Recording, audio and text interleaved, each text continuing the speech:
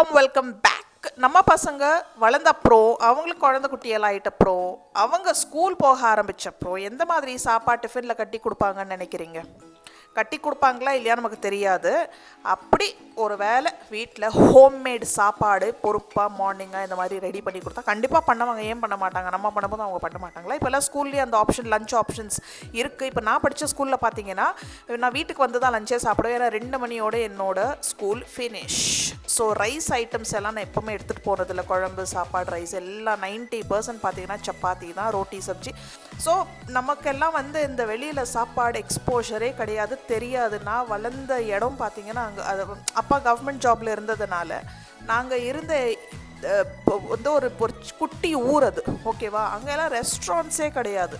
இருந்திருந்தால் கூட எங்கள் அப்பா கூட்டிகிட்டு போக மாட்டாங்க, அது வேறு விஷயம். ஏன்னா ஹோம்மேட் ஃபுட் இன்றைக்கும் அவங்களுக்கு ஹோம்மேட் ஃபுட்டு தான், ஓகேவா? வேறு வழி இல்லை அப்படின்னு ஒரு இதில் தான் ரெஸ்டாரண்ட் ஃபுட் ஹோட்டல் ஃபுட்டுன்னு சாப்பிடுவாங்க. அண்ட் ஃபேமிலியோடு நம்ம எங்கேயாவது வெளியில் போகும்போது சாப்பிட்றது தான்.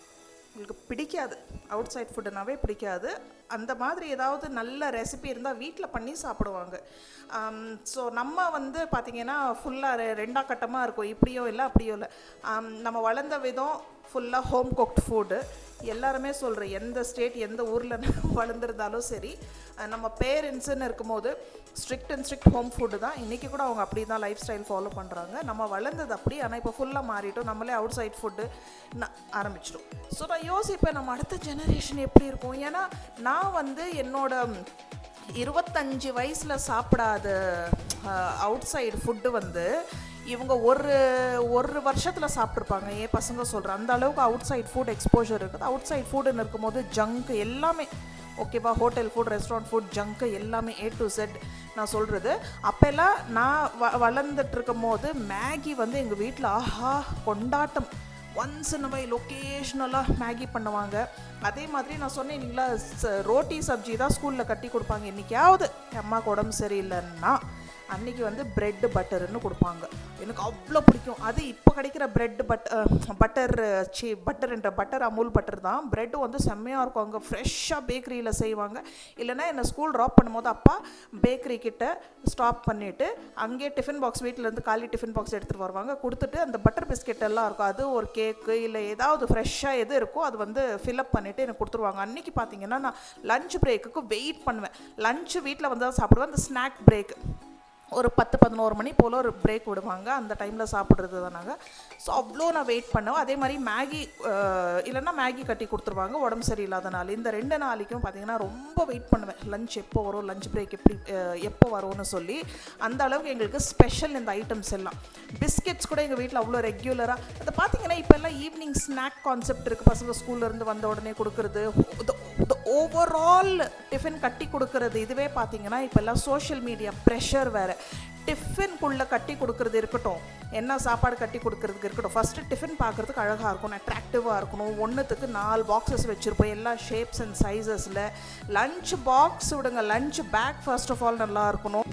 ஸோ பசங்களுக்கும் சரி பேரண்ட்ஸ்க்கும் சரி இப்போல்லாம் அந்த மாதிரி கோல்ஸ் இன்ஸ்டாகிராம் அதாவது சோஷியல் மீடியா செட் பண்ணி வச்சுருக்கு. நம்மளும் பார்க்குறோம், நல்ல விஷயந்தான். நான் இது ரொம்ப சர்காஸ்டிக்காக பேசல. எக்ஸ்ட்ரா நம்ம ஒரு ஸ்டெப், ஒரு மைல் எக்ஸ்ட்ரா நம்ம ட்ராவல் பண்ணி இப்படியெல்லாம் நம்ம பசங்களுக்கு ஆரோக்கியமாக கொடுக்கணும். பசங்களுக்கு எதுக்கு, ஈவன் ஹஸ்பண்ட்ஸ் கூட ஃபுல் ஃபேமிலிக்கு இப்போது ஆஃபீஸ்க்கு போகிறோன்னா ஆஃபீஸ் லஞ்ச் பாக்ஸ் பார்க்குறோம். இதெல்லாம் சீரீஸ் எல்லாம் பார்க்கும்போது அவ்வளோ ஆசையாக இருக்குது. அதே காய்கறி அதே பொருள் தான் டிஃப்ரெண்ட்டாக ப்ரெசென்ட் பண்ணுறதுல எவ்வளோ நேரம். பட் நான் என்ன பாயிண்ட் நான் சொல்ல ட்ரை பண்ணுறேன், இந்த ஹோல் ப்ராசஸ்லேயே பார்த்தீங்கன்னா நமக்குன்னு ஒரு லிமிட் வச்சுக்கணும். ரொம்ப இன்ஃப்ளூயன்ஸ் ஆகிட்டு ரொம்ப ஓவர்வெல்ம்ட் ஆகிட்டு என்ன சொல்கிறது, நம்ம கஷ்டமாக ஃபீல் பண்ணுவோம், ஐயோ நம்மளால் பண்ண முடியலையே. அது மாதிரி இன்னொருத்தர் பார்க்குறாங்களே பண்ணுறாங்களே, ஐயோ நம்மளால் இந்த மாதிரி பண்ண முடியலையேன்னு இருக்கக்கூடாது. எல்லாமே பண்ணலாம், பட் ஒரு லிமிட்டோட. நம்ம பேரண்ட்ஸ் எல்லாம் பார்த்தீங்கன்னா ரொம்ப இக்னரண்ட்டாக நம்மளை வளர்த்தாங்க. So ignorance is bliss. அவங்களாம் நம்மளை ஆரோக்கியமான சாப்பிடு. இன்ஃபேக்ட் நம்ம எல்லாம் நம்ம பசங்களோட ஜாஸ்தி ஹெல்த்தியாக இருக்கும், நம்ம இம்யூனிட்டி பவர் பெட்டர். ஏன்னா அந்த சாப்பாடு சாப்பிட்டு வளர்ந்தோம். இவங்க இவ்வளோலாம் பேலன்ஸ்ட் டயட்டுன்னா நம்ம அம்மா அப்பாவுக்கு என்னன்னு கூட தெரியாது. படித்தவங்க அம்மா அப்பா இருக்கட்டும், படிக்காதவங்க அம்மா இருக்கட்டும், இவ்வளோலாம் பிளான் பண்ணி இன்றைக்கி ஃபைபர் சாப்பிடணும், இன்றைக்கி ப்ரோட்டீன் சாப்பிடணும், இன்றைக்கி வந்து காப் சாப்பிடணும், இன்றைக்கி ஒரு ஃப்ரூட் கண்டிப்பாக சாப்பிடணும். அந்த ஃப்ரூட்டில் கூட பார்த்திங்கன்னா நம்ம வந்து பார்ப்போம், இன்றைக்கி போமோகிரானேட் கொடுக்கணும், இன்றைக்கி ஃபிக்ஸ் கொடுக்கணும், இன்றைக்கி வந்து ட்ரை இப்போல்லாம் பார்த்திங்கன்னா எவ்வளோ நட்ஸ் இந்த ப்ரூன்ஸு கிரான்பெரிஸ்ன்னு அவ்வளோ எல்லாம் நம்ம காம்ப்ளிகேட்டட். ஸோ எங்கேயோ அந்த கிளாமரஸ் க்ளாரிஃபை பண்ணுற மாதிரி எனக்கு ஒரு ஃபீல் வருது. அந்த ப்ராசஸில் வந்து நம்ம வந்து என்ன சொல்கிறது, கொஞ்சம் காம்ப்ளிகேட்டட் ஆகி போகுது. நம்மளே காம்ப்ளிகேட்டடாக பண்ணிக்கிறோம். நானே சொல்லிக்கிறேன். எனக்கும் பார்த்திங்கன்னா பசங்களுக்கு விதவிதமாக டிஃபன் பண்ணி கொடுக்கணும், டிசைனாக பண்ணணும், ரிப்பீட் பண்ணக்கூடாது. இன்றைக்கி இந்த மாதிரி சாண்ட்விச் பண்ணாமல் அதே இன்க்ரீடியன்ட் வச்சு வேறு மாதிரி பண்ணலாம். இன்றைக்கி கூட பார்த்திங்கன்னா ஆலு பராட்டா பண்ணிகிட்ருக்கேன்.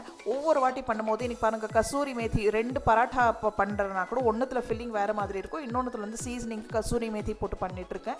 அதுலேயே பார்த்திங்கன்னா என் ஹஸ்பண்டுக்கு வந்து சாண்ட்விச் பண்ணிகிட்ருக்கேன். இதுக்கு ஒரு தனி டிப்பு, அந்த ஊறுகாயில் கொஞ்சம் மேயோனீஸ் எல்லாம் மிக்ஸ் பண்ணி விஹானுக்கு ஒரு டிப்பு. இதெல்லாம் நம்மளா பண்ணுறது தான்.